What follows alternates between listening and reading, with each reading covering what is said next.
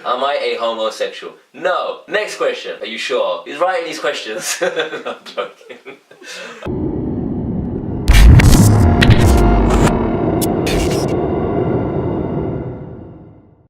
What's going on, guys? Welcome back to Flash Fitness. We're getting quite a lot of questions recently, and it's hard to keep doing videos for each question, so I thought tonight we'll just answer a few of them at once. So I've got them written down here. The first question is, what's the importance of tracking your calories, and why is it important? Well, firstly, tracking your calories and not just guesstimating them all the time is beneficial, because you're going to hit your goal a lot quicker and with better results once you start tracking. I had a friend actually in the YouTube team, Tungai, or T as I call him on camera.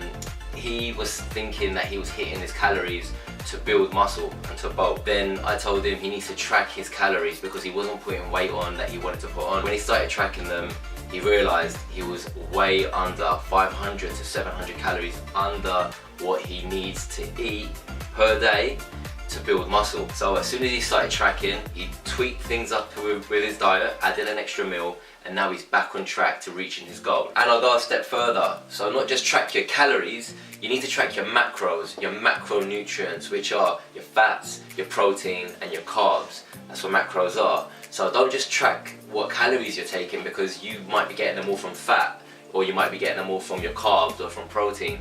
You need to do it in a way where you know where you're getting them from. For example, if you're on 2,000 calories a day and you're eating McDonald's, which is really high in fat, you're having that one meal and you're hitting your calories with all your fats, because there's 9 calories per 1 gram of fat, and there's only 4 calories per 1 gram of protein or carb.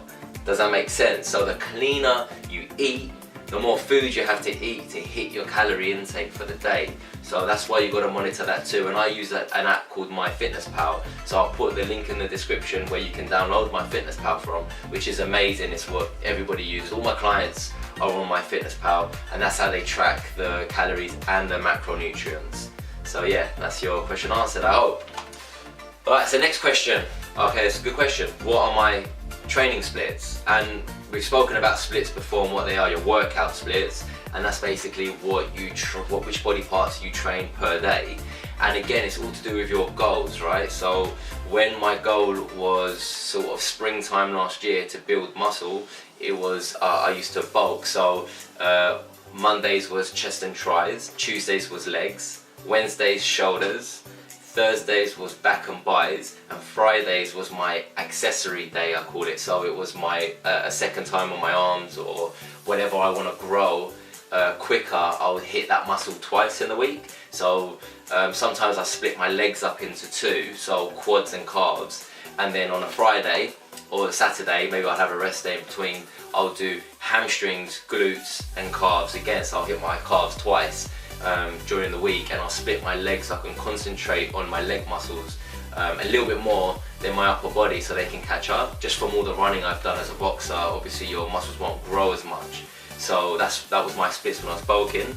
Then I went to sort of more like a cut, but a bodybuilding cut. So it was the same splits, but my diet obviously was different, and I was on a calorie a deficit, which means I'm eating less calories than I need per day, so I burn body fat and try and hold on to my muscle. And now I'm still on a cut, but I'm doing a little bit more boxing just because I've missed it and I love boxing, so I'm doing a lot more sparring. So in order to get ready for sparring, you need to be a bit fitter. So I'm running a lot more, doing a lot more HIIT training, and I only weight train twice a week now. So I do an upper body day and a lower body day, and I box 3 times a week, and I run 3 times a week depending on how I feel that day. So I'm still getting quite a lot of workouts through the week, but that's my current splits now. Okay, question 3. How do you preserve muscle while cutting? Alright, so it is a tricky thing. Remember, people always look at the scales and what they weigh, especially when they're cutting, because they associate losing weight and they're thinking that they're cutting that way, which you will lose weight as you cut. But remember, we want to burn into body fat.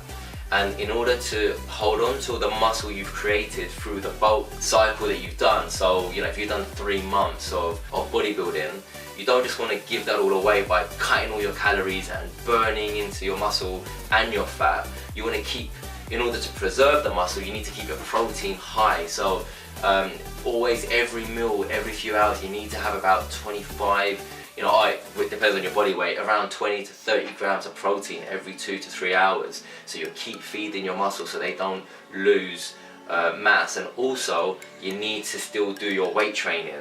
So weight training will hold on to the muscle you've created and preserve that and burn into your body fat. Because people think, oh, I'll just keep going for runs, and that's with everyone. They think, running's just going to lose weight, which it does.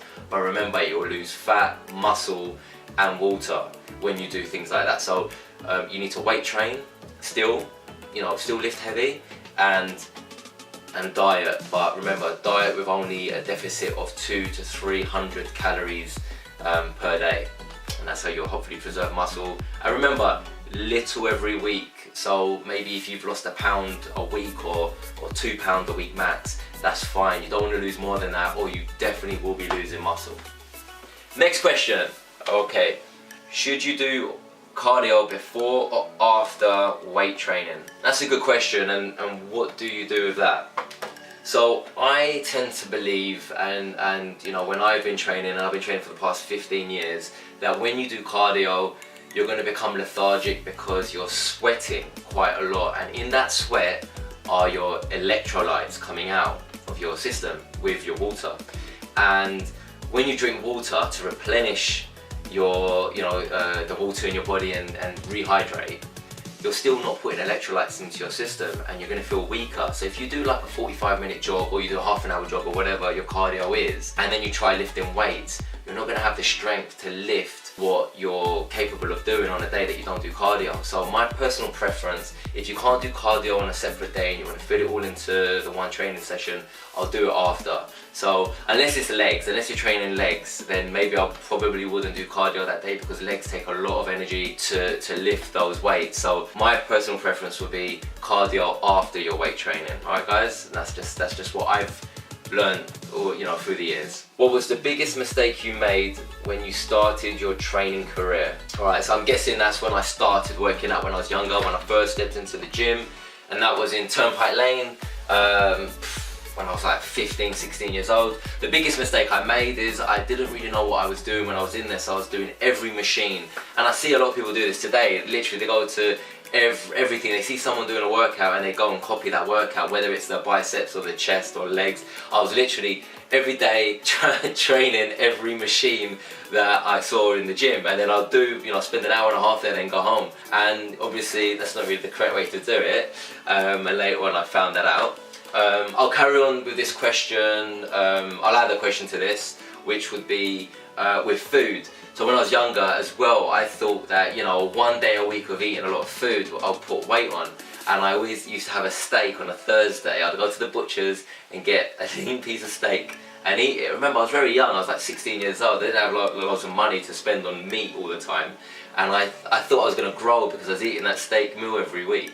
And obviously, we all know we need to eat those big meals every single day if we're going to put muscle on or put weight on. So that's another mistake I made. Next question. That's true, by the way. True story. When you're bulking, should you still train your abs even though you can't see them? Okay, yes. Of course you train your abs. Doesn't matter. The only reason you can't see your abs is because of what you're eating, because abs are made in the kitchen and not in the gym. Yes, everyone needs to do sit-ups or core training to build a strong core. But in order to see abs, you need to diet for them. You gain them in the kitchen, not in the gym. Okay, that's a really short answer. We'll do a whole video on abs in about a month, so that's sort of in line to do in the end of March. Alright, we're going to be wrapping up this soon, guys, but alright, next question is, if you train your full body, should you have a rest day the day after? Yes, of course you do. So if you're training a muscle group, you need 48 hours before you can train that same muscle group again, unless it's for all endurance. So again, I'll go back to boxing. If you're training as a boxer, you're hitting the bag, or you're doing punches, shadow boxing with light weights. Because it's all endurance based, you could do that every day because you're building up the endurance of the muscle. But when it's to build the muscle or strengthen, you need at least a rest day afterwards. So that's what I would do. If you're doing a full body split, I'll do it on a Monday and a Thursday, or Tuesday and a Friday. Get good rest in between each of those workout days. How do you stay motivated? So all you bastard haters out there, and I'm joking, you keep that in. How do I stay motivated? That's a good question. And again, everyone's different. You know, what I think is a constant formula for motivation is having a goal. So for me, to me personally, when I was boxing, a professional boxing match was my goal, right? So, on a date in a couple months, some guy's training out there right now to knock me out in front of my friends and family on TV or wherever, and I don't want that to happen. So that's a very big motivation, and probably one of the best motivations is having a fight and you want to beat your opponent. But for most people, it's not going to be that. So you need to find out what your goals are. So is it you've got a holiday coming up, or you're going to get married and you want to have a good physique for whatever, or you've got a modeling shoot coming up, or again, something personal to me, an acting job where I'm going to have my top off and I need to have a good physique, something that's, nice to look at. And that will be my motivation because I have that goal. If you don't have goals, it can be very hard to motivate yourself, because you've got to say to yourself, why am I doing this? And if your why, W-H-Y, your why, if that ain't strong enough, then you will fall off the wagon with food, your diet won't be strong, and you won't be consistent with your training. Okay, if I do ab training every day, will I lose body fat around my abs to have them showing?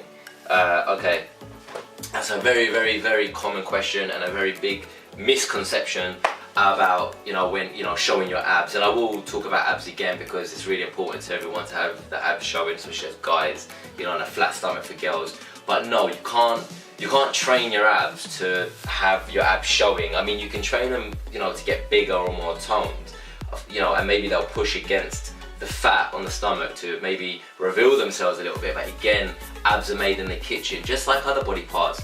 You can't necessarily train one body part to lose fat around that body part. You'll train the muscle in that body part to maybe squeeze against the skin, against the fat, to show that more. But your body will put fat on in different areas. Everyone's sort of different. Some people hold their fat in their back, like I do. I've got sometimes when I've put weight on, I feel it in my back and sort of like a little bit behind my love handles, which a lot of guys feel it there, which is kind of good for me because then my abs show a lot more at a higher percentage of body fat. I'm trying to keep this video a bit shorter, so I'm talking quick. But yeah, you can't really do that, so you need to diet, and your body will start taking body fat sort of as it put it on last. It will take that first, and then what it put on first will kind of take that last. Some people always have that little bit underneath their belly button where they hold the last bit of fat, and then they need to do that little bit extra dieting, that little bit extra cardio and training and time to get rid of that. So keep the faith, little and often, every day. Don't worry about losing weight too quickly. Do it little and often and manageable, and don't kill yourself dieting. And if you want any more information on that, comment or DM me or message me. But thank you all, guys. I just want to give a shout out to my YouTube team, Shem, Tungai. Thank you so much for everything that we've been doing.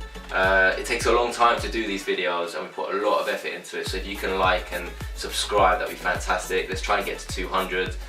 By the end of spring would be great, but we'll see. But it's going to grow every day, and I know that. But please like and share this video, and I hope it's been good for you guys. I'm Evangelou, this is Flash Fitness.